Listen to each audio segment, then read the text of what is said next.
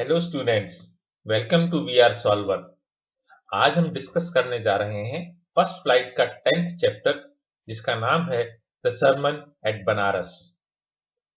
इस चैप्टर को लिया गया है values and voices A college reader book, जो कि 1975 में लिखी थी बेटी रैंशॉ ने।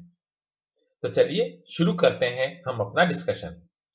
गौतम बुद्ध का जन्म हुआ था 563 बिफोर क्राइस्ट, यानी ईसा मसीह के जन्म से भी 563 ईयर्स बिफोर, और उनकी मृत्यु हुई थी 483 बीसी में। वह एक देश के राजकुमार थे जो कि नॉर्दर्न इंडिया में स्थित था उनका राज्य। So Gautam Buddha began life as a prince named Siddhartha Gautam in northern India. जब वो 12 वर्ष के थे तब उन्हें भेज दिया गया था विद्या अध्ययन के लिए एक स्कूल में, जहां पर उन्होंने हिंदू धर्म की पवित्र ग्रंथों का अध्ययन किया था। सैक्रेड मीन्स पवित्र, स्क्रिप्चर मीन्स धर्म ग्रंथ, जिनमें की धर्म के बारे में बात बताई जाती है। और वे वहां से आए थे 4 साल बाद, और 4 साल आने के बाद उनकी शादी कर दी गई एक राजकुमारी से। देन उन्हें एक पुत्र प्राप्त हुआ और उन्होंने अपना वैवाहिक जीवन लगभग 10 साल के लिए बिताया। और वो जीवन उन्होंने बिल्कुल एक राजकुमार और एक शाही व्यक्ति जिस प्रकार से अपना जीवन बिताता है उसी प्रकार बिताया। यानी ऑथर ये कहना चाह रहे हैं कि उनका जीवन जो है बहुत ही आराम से बीत रहा था। At the age of about 25, the prince heretofore means अब तक, shielded from the suffering, shielded means protected, उन्हें बचा के रखा हुआ था कि जब 25 साल की उम्र में राजकुमार को यानी कि सिद्धार्थ गौतम को इस जीवन में जितनी तकलीफ है उन सभी तकलीफों से बचा के रखा हुआ था। यानी उन्होंने तकलीफ देखी ही नहीं थी। उनका जीवन जो है वो पूरी तरह आराम और विलासिता के साथ बीत रहा था। एक बार जब वो शिकार करने जा रहे थे तो ही चांस्ड अपॉन, यानी कि एक मौका उनको ऐसा लगा कि उन्होंने देखा, चांस्ड अपॉन यानी संयोग से उन्होंने 4 बातें लगातार देखी, एक के बाद एक। पहला सिक मैन यानी कि बीमार व्यक्ति, दूसरा एक वृद्ध व्यक्ति, उसके बाद उन्होंने देखी एक शव यात्रा, और फाइनली उन्होंने देखा एक साधु को जो कि भीख मांग रहा था, भिक्षा मांग रहा था। तो ये 4 चीजें उन्होंने लगातार देखी। पहली बीमार व्यक्ति, दूसरा एक वृद्ध व्यक्ति, तीसरा एक फ्यूनरल प्रोसेशन यानी कि शव यात्रा, और चौथा एक सन्यासी जो कि भिक्षा मांग रहा था। इन सब बातों से उनके मन पर बहुत ही गहरा असर पड़ा। These sights so moved him means he was affected to a great extent, बहुत ज्यादा असर पड़ा, that he at once went into the world to seek enlightenment. Enlightenment means ज्ञान। तो उनको इतना ज्यादा प्रभाव पड़ा कि तुरंत उन्होंने अपना जो है घर बार छोड़ दिया और वो जो है बाहर की दुनिया में निकल गए, यह ज्ञान प्राप्त करने के लिए कि इस दुनिया में इतना दुख क्यों है। तो दुख क्यों होता है, इसी के बारे में जानकारी प्राप्त करने के लिए, ज्ञान प्राप्त करने के लिए सिद्धार्थ गौतम ने अपना घर, अपना राजमहल छोड़ दिया। He wandered for 7 years. Wandered means घूमना। तो वो घूमते रहे 7 सालों तक, और फाइनली उन्होंने यह निश्चय किया कि मुझे ज्ञान प्राप्त करना ही करना है। तो वो बैठ गए एक पीपल के पेड़ के नीचे, और उन्होंने प्रतिज्ञा की अपने आप से। वाउड मीन्स अपने आप से प्रतिज्ञा की कि मैं इस पीपल के पेड़ के नीचे ही बैठा रहूंगा जब तक कि मैं ज्ञान प्राप्त नहीं कर लेता। तो 7 दिन तक उस पीपल के पेड़ के नीचे बैठ करके वह सोचते रहे, और उन्हें आखिरकार 7 दिन में ज्ञान प्राप्त हो गया। तो जब उन्हें संपूर्ण ज्ञान प्राप्त हो गया तो उस पेड़ का नाम रख दिया गया Bodhi tree, the tree of wisdom, यानी वह पेड़ जहां बैठ करके सिद्धार्थ गौतम को ज्ञान प्राप्त हुआ था उसे हम कहने लगे Bodhi tree. And began to teach and share his new understandings. और जब उन्हें ज्ञान प्राप्त हो गया तो जो उनको नया अनुभव हुआ, नया ज्ञान प्राप्त हुआ, नई जानकारी प्राप्त हुई, वह जो है वो सब लोगों को बताने लगे और लोगों को शिक्षा भी देने लगे। और इस समय उनका नाम बुद्ध रख दिया गया, गौतम बुद्ध। बुद्ध का मतलब होता है जो ज्ञानी है। तो इस प्रकार जिस पेड़ के नीचे उन्हें ज्ञान प्राप्त हुआ उसे कहा गया बोधि वृक्ष, और सिद्धार्थ गौतम का नाम रख दिया गया गौतम बुद्ध। तो देखिए, the Buddha preached his first sermon. Preach मैंने गिव ए रिलीजियस स्पीच, यानी प्रचार करना। प्रचार करना, और सरमन का मतलब होता है एक रिलीजियस स्पीच, यानी कि एक धार्मिक प्रवचन। सो सरमन का मतलब हो गया धार्मिक प्रवचन, और प्रीच का मतलब हो गया धर्म का प्रचार करना। तो बुद्ध ने अपना पहला धार्मिक प्रवचन जो दिया था वो दिया था बनारस में, और बनारस को हम दुनिया का सबसे अधिक पवित्र शहर मानते हैं, और जिसके पास से गंगा नदी भी क्रॉस होती है। तो उस सरमन को, उस प्रवचन को अभी भी ध्यान से सुरक्षित रखा हुआ है, और उस प्रवचन के कुछ अंश जो है, कुछ छोटा सा हिस्सा इस पाठ में आपको पढ़ाया जा रहा है। तो इस पाठ में आप देखेंगे कि बुद्ध को जो बुद्धि मिली थी ध्यान से 7 साल घूमने पर, और उस पीपल के वृक्ष के नीचे एकांत में जो ध्यान लगाने पर जो बुद्धि मिली थी, वो कैसी थी? Inscrutable kind of suffering. Inscrutable यानी कि जिसे आसानी से समझा नहीं जा सकता था। तो वो जो, और सफरिंग मीन्स दुख, तकलीफ। तो जो तकलीफ मनुष्य को क्यों होती है ये समझना बहुत ही मुश्किल है, और इस बात को समझकर बुद्ध ने सब लोगों को बताया था कि भाई इस दुनिया में तकलीफ क्यों होती है। तो इस जो पहला प्रवचन है उसमें भी हम गौतम बुद्ध की उसी बुद्धि का एक झलक हम देखते हैं कि तकलीफ को क्यों होती है यह वे बताते हैं। तो कथा शुरू होती है एक स्त्री से जिसका नाम था किसा गौतमी। उसको सिर्फ एक ही पुत्र था, और उसकी डेथ हो गई, उसकी मृत्यु हो गई। तो ऑब्वियसली वो बहुत दुखी थी, और उस दुख में वह अपने पुत्र को उठाए हुए अपने सभी पड़ोसियों के पास घूमती रही, और सबसे कहती थी कि भाई मुझे कोई दवा दे दो जिससे कि मेरा पुत्र ठीक हो जाए, यानी कि फिर से जीवित हो जाए। और लोग कहते थे कि इस लड़के की जो है मृत्यु हो चुकी है, अब जो है इसे किसी भी प्रकार से जीवित नहीं किया जा सकता। उन्हें लगता था कि किसा गौतमी जो है वो अपना सुध-बुध खो बैठी है, यानी कि वो करीब पागल हो गई है पुत्र प्रेम में। एट लेंथ यानी आफ्टर ए लॉन्ग टाइम, बहुत लोगों के पास गई किसा गौतमी दवा लेने के लिए। तो बहुत लंबे समय बाद एक व्यक्ति मिला। किसे मिला? किसा गौतमी को। और उसने कहा, देखिए मैं तो इस तुम्हारे पुत्र को कोई दवा नहीं दे सकता। दी medicine, the means you and thy means your. मैं तुम्हें तुम्हारे पुत्र के लिए कोई भी दवा नहीं दे सकता। But I know a physician who can, परंतु मैं एक ऐसे डॉक्टर को जानता हूं जो तुम्हारे पुत्र को सही दवा दे सकता है। तो उस लड़की यानी कि किसा गौतमी ने कहा, please tell me sir, please मुझे बताइए वो कौन है, वो कौन व्यक्ति है जो कि मेरे पुत्र को दवा दे सकता है और मेरे पुत्र को फिर से जीवित कर सकता है। तब उस व्यक्ति ने कहा कि उसका नाम है शाक्य मुनि। तो शाक्य मुनि जो है वो गौतम बुद्ध के लिए ही प्रयोग में लिया जाता है, ये सिनोनिम है गौतम बुद्ध का, कि आप शाक्य मुनि, द बुद्ध यानी शाक्य मुनि जो कि बहुत ही विद्वान व्यक्ति हैं, आप उनके पास चले जाएं। Kisa Gautami repair to the Buddha. Repair का मतलब यहां पर है चली गई, पहुंची। तो किसा गौतमी जो है गौतम बुद्ध के पास पहुंच गई और रोते रोते बोली, हे ईश्वर, हे मेरे मालिक, मुझे कोई ऐसी दवा दो जिससे कि मेरा बच्चा पूरी तरह से ठीक हो जाए। गौतम बुद्ध ने उत्तर दिया, मुझे थोड़े से सरसों के बीज ला दो। मस्टर्ड सीड यानी सरसों के बीज ला दो। यदि तुम मुझे कुछ सरसों के बीज ला देती हो तो मैं तुम्हारे बच्चे को बिल्कुल ठीक कर दूंगा। और सरसों के बीज ये नाम सुनते ही वह लड़की यानी कि किस्सा गौतमी खुश हो गई। बोली मैं जरूर आपको जो है वो मस्टर्ड सीड्स ला के दूंगी।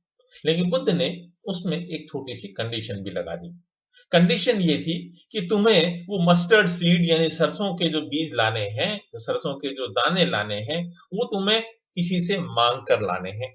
और उस घर से मांग के लाने हैं जिस घर में किसी भी बच्चे, पति, पत्नी या अभिभावक, माता, पिता, दोस्त यानी कि किसी की भी मृत्यु ना हुई हो। मुझे वह उस घर से सरसों के थोड़े बीज ला दो जिस घर में कोई भी मृत्यु नहीं हुई हो। किस्सा गौतमी बेचारी किस्सा गौतमी बोली चलो चलिए, मैं आपको जो है इस तरह के घर से सरसों से बीज जरूर ला के दूंगी। और वह बेचारी किस्सा गौतमी एक घर से दूसरे घर में जाने लगी। हर व्यक्ति जो है उस पर दया खा करके उसे सरसों के बीज देने को तैयार था। परंतु जो ही जब किस्सा गौतमी उनसे पूछती थी कि भाई क्या आपका पुत्र, पुत्री, माता, पिता या किसी की आपके घर में मृत्यु तो नहीं हुई है, तो हर घर से उन्हें एक ही उत्तर मिलता था। बड़े ही दुख की बात है कि जितने लोग हम जिंदा हैं अभी हमारे परिवार में, उससे कहीं ज्यादा हमारे परिवार में लोगों की मृत्यु हो चुकी है। यानी कि number of people who have died is more and those who are living in our family is less. अब यह सुनकर के किस्सा गौतमी वहां से मस्टर्ड सीड नहीं लेती थी। और वे व्यक्ति उसे फिर कहते थे do not remind us of our deepest grief. हमारा जो सबसे बड़ा दुख है जीवन का कि लोग हमारे साथ नहीं हैं, जो हमारे अपने लोग थे वो इस दुनिया से चले गए हैं। प्लीज आप हमें उस दुख के बारे में याद मत दिलाओ। और ऐसा कोई भी परिवार, कोई भी घर किस्सा गौतमी को नहीं मिला जहां पर किसी न किसी की मृत्यु नहीं हुई हो। सो किस्सा गौतमी बिकेम वियरी। वह बहुत थक गई। Weary means tired. वह बहुत थक गई और उसने पूरी उम्मीद छोड़ दी, होपलेस हो गई वो। And set down at the way side. और शाम को वह सड़क के एक किनारे बैठ गई और वहां से वो देख रही थी शहर की रोशनी को। तो शहर की रोशनी जो है वह फ्लिकर्ड अप यानी कभी तेज होती थी, कभी वो धीरे होती थी। और धीरे धीरे कुछ समय पश्चात जो शहर की रोशनी थी वो पूरी तरह से बुझ गई। एक्सटेंग्विश्ड यानी कि बुझ गई। एट लास्ट क्या हुआ? Darkness of the night reigned everywhere. चारों तरफ रात का अंधियारा फैल गया। reigned मीन्स रूल्ड और स्प्रेड, यानी कि रात का अंधियारा चारों तरफ फैल गया। और उस समय उसने मनुष्य की किस्मत का एक अंदाजा उसको लगा। कैसा अंदाजा लगा? कि मनुष्य का जीवन जो है वह भी फ्लिकर अप, पहले धीरे धीरे बढ़ता है। यानी कि पहले बच्चा छोटा होता है, फिर वो थोड़ा बड़ा होता है, फिर जवान होता है, फिर वृद्ध होता है और उसके बाद the life is extinguished again. उसके बाद उसकी मृत्यु हो जाती है। और उसने अपने आप से सोचा मैं अपने दुख में कितनी स्वार्थी हो गई थी। How selfish am I in my grief. कि मैं सिर्फ अपने ही पुत्र के बारे में सोचने लगी, जबकि death is common to all. Death is common to all. हर व्यक्ति जो इस दुनिया में आया है उसे एक न एक दिन मरना ही है। Yet in this valley of desolation, desolation means sadness, there is a path that leads him to immortality, who has surrendered all his selfishness. परंतु इस दुख भरे जीवन में एक मार्ग ऐसा है जिससे हम इमॉर्टलिटी यानी कि अमर हो सकते हैं, हमारा नाम अमर हो सकता है यदि हम अपना स्वार्थ छोड़ दें। तो यह बात जो है किस्सा गौतमी को समझ में आई कि जो लोग निस्वार्थ होते हैं, जिनमें स्वार्थ नहीं होता है, वो लोग इस दुनिया में अपना नाम अमर कर जाते हैं। हालांकि शारीरिक रूप से उनकी भी मृत्यु हो ही जाती है। तो बुद्ध ने किस्सा गौतमी को बताया the life of mortals in this world is troubled. इस जीवन में हर व्यक्ति जो कि आया है जिसे हम कहते हैं नश्वर, तो हर नश्वर व्यक्ति की दुनिया में इस हमेशा तकलीफ रहती ही रहती है। कोई भी व्यक्ति ऐसा नहीं है जिसके जीवन में तकलीफ नहीं है, और हर व्यक्ति का जीवन जो है कुछ एक सीमित होता है, ब्रीफ होता है, एक शॉर्ट पीरियड के लिए होता है, और हमेशा उसमें कोई ना कोई तकलीफ अवश्य होती है। For there is not any means by which those that have been born can avoid death. ऐसा कोई भी रास्ता नहीं है, ऐसा कोई भी तरीका नहीं है जिससे कि जो व्यक्ति जीवन पाया है, जिस व्यक्ति ने जीवन पाया है, वह मृत्यु को अवॉइड कर सके। यानी कि जिस व्यक्ति ने जीवन पाया है उसकी मृत्यु निश्चित है। After reaching old age there is death. यदि वृद्ध हो जाता है व्यक्ति, उसके बाद भी मृत्यु हो सकती है, और यही जो है जीवन का नियम है। Of such a nature are living beings. जीवन का यही नियम है कि जिसकी जन्म हुआ है उसकी मृत्यु भी अवश्य होगी। As ripe fruits are early in the danger of falling, यानी कि राइप फ्रूट्स यानी जो फल पक गए हैं वे पेड़ से शीघ्रता से जल्दी जमीन पर गिर जाते हैं, यह डर हमेशा बना रहता है, और जो कच्चे फल होते हैं उन्हें गिरने में थोड़ा सा वक्त लगता है। So mortals when born are always in danger of death. तो जो व्यक्ति पैदा होते हैं वो बचपन में उनके मरने की संभावना ज्यादा होती है। When born are always in danger of death। जिसका भी जन्म हुआ है उसकी मृत्यु निश्चित है। As all earthen vessels made by the potter, potter means कुम्हार जो कि मिट्टी के बर्तन बनाता है। तो जो कुम्हार मिट्टी के बर्तन बनाता है बहुत अच्छे से बनाता है, परंतु हर एक मिट्टी का बर्तन कभी न कभी टूटता अवश्य है, वह हमेशा साबुत नहीं रहता है।